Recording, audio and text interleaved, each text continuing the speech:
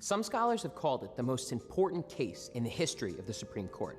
What started out as a minor matter about federal jobs turned into a legal decision that resonates to this day.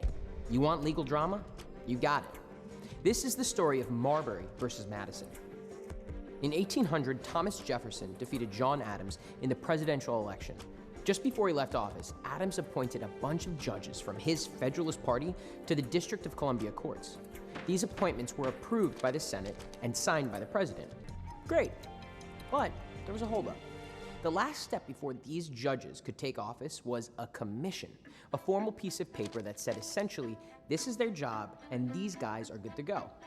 These commissions hadn't been delivered yet, which meant the judges couldn't start their jobs yet. And when President Jefferson took office in March of 1801, he said, not so fast on those commissions. He had his Secretary of State, James Madison, keep them from being delivered. One of those prospective judges was named William Marbury, a Federalist Party member from Maryland. Marbury said, no fair, I want my judge job, and he brought the case to the Supreme Court. Marbury wanted the court to issue a writ of mandamus. That's legalese for a court order. Marbury wanted the court to order Madison to show why he couldn't get his commission. In 1803, Supreme Court Chief Justice John Marshall himself, a Federalist appointed by John Adams, ruled on the case of Marbury versus Madison.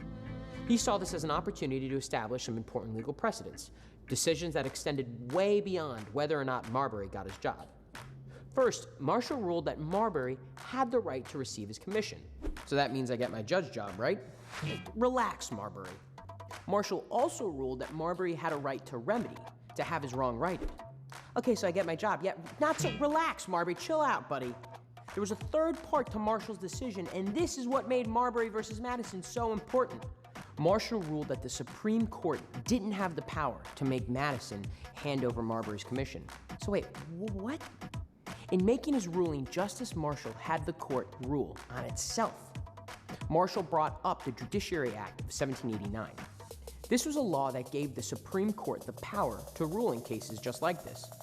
But Marshall ruled that Section 13 of this law violated the Constitution because it gave the court powers the Constitution said it shouldn't have. Long story short, it wasn't the Supreme Court's place to rule in a decision like this.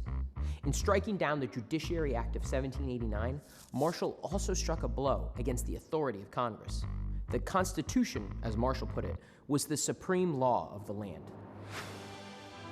Whenever Congress and the Constitution were in conflict, the Supreme Court would turn to the Constitution.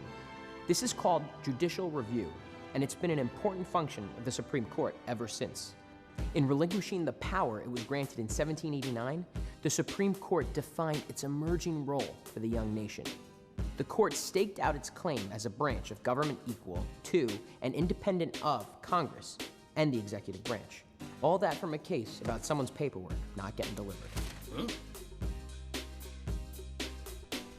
Young people in large numbers came out and joined what became known as the Red Guards. These largely terroristic organizations were used to publicly humiliate, assault, and in some cases, even murder political enemies of Mao and the Communist Party.